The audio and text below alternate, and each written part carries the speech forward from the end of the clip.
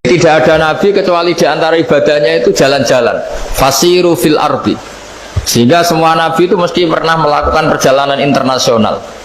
Rasulullah Muhammad SAW pernah jalan-jalan sampai ke Syam, padahal beliau orang Mekah.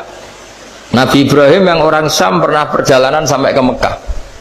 Karena di antara kearifan itu ya dimulai dari apa? Jalan-jalan tadi. Kamu ngerti orang yang macam-macam. Makanya di antara kebaikan umatku kata Nabi itu siyahah fil ard, sering berkelana.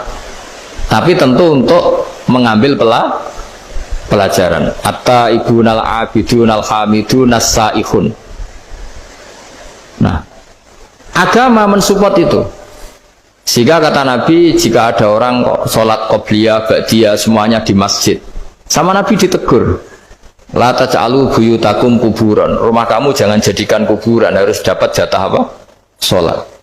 Kata ulama, kalau ada orang sering sholat di satu titik, itu ditegur, kamu harus ganti titik yang lain supaya saksi bahwa kamu di bumi sholat itu banyak.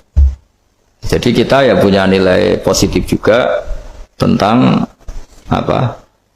Karena kita sering siyahah, kalau bahasa Arabnya itu sering keluyuran, saksi kita kebaikan juga banyak. Tapi pesan saya paling pokok tadi ya, jadikan komunitas kebaikan itu punya nilai jual. Syukur-syukur fid dunya hasanah wa fil akhirati hasanah. Ya kita bersyukurlah di Indonesia itu. Saya masih ingat kecil saya itu ya sekitar saya umur 15-14 tahun. Setiap mau pergi itu pesannya orang-orang yang sering pergi itu jangan masuk terminal jam ini di perapatan ini, karena yang namanya preman itu dulu dominan. Sekarang sampai jam 2 ada orang pakai jilbab, kadang ya orang pakai peci, yang nggak pakai peci pun ke musola sholat terus.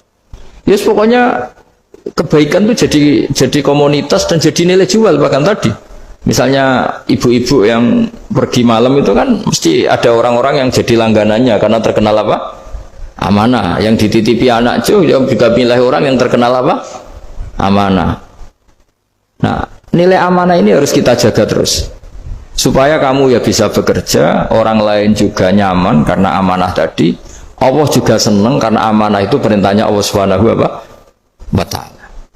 Dan Indonesia harus menuju ke sana. Pemimpin juga harus gitu. Pemimpin bawaannya amanah, bawaannya apa, yang memilih dia juga senang karena nggak malu lah. Tapi kalau kita milih ternyata yang kita pilih tahu-tahu ditangkap KPK kan ya malu gitu. Dulu kita kampanye mati-matian, ternyata dia ditangkap KPK. Tapi kalau dia amanah kan ya senang.